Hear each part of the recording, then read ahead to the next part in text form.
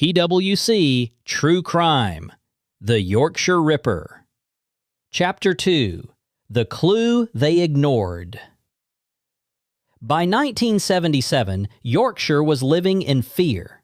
Women were changing their routines. Families worried whenever loved ones left the house. Police were under enormous pressure. And somewhere out there, the killer was still hunting. But what nobody realized was that detectives were about to come closer to catching the Yorkshire Ripper than ever before. A single clue, a tiny piece of evidence, one mistake by the killer. A mistake that should have ended the nightmare years earlier. On October 1st, 1977, Peter Sutcliffe murdered 20-year-old Jean Jordan in Manchester. Like so many victims before her, Jean never had a chance. Her family would be left devastated. Another life stolen. Another family destroyed. But this crime was different. For the first time, Sutcliffe made a mistake. A serious mistake. After murdering Jean, he realized he had left something behind. Something that could identify him.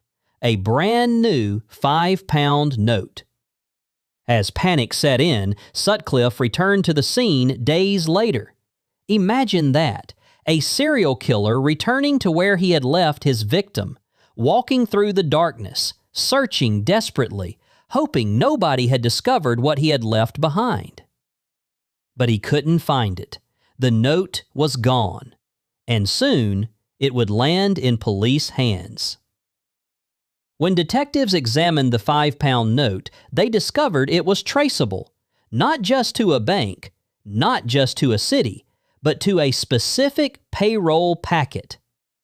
The investigation led police directly to a company called T.W. Shipside, the very company where Peter Sutcliffe worked. For the families of the victims, this should have been the breakthrough, the moment the nightmare ended. The moment the killer was finally exposed. But that's not what happened. Police began speaking to employees. One of those employees was Peter Sutcliffe. Think about that for a moment. The Yorkshire Ripper was sitting in front of detectives, answering their questions, looking them in the eye, listening as they investigated the very murders he had committed. Yet somehow, he walked away. His explanation was accepted. His alibi was loosely checked, and detectives moved on. The man they were hunting had slipped through their fingers. What makes this story even more unbelievable is that it wasn't the last time. Over the following years, Peter Sutcliffe would be interviewed again, and again, and again. 9 times in total. 9 opportunities, 9 chances to stop a killer, 9 chances to save lives.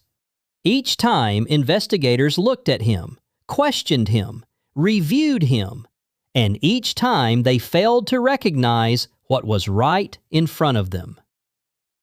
Part of the problem was the investigation itself. Thousands of documents, thousands of suspects, thousands of leads. The case had become so large that important information was getting buried. Critical clues disappeared beneath mountains of paperwork. Connections were missed. Warnings were overlooked. And while detectives struggled to keep up, the killer remained free.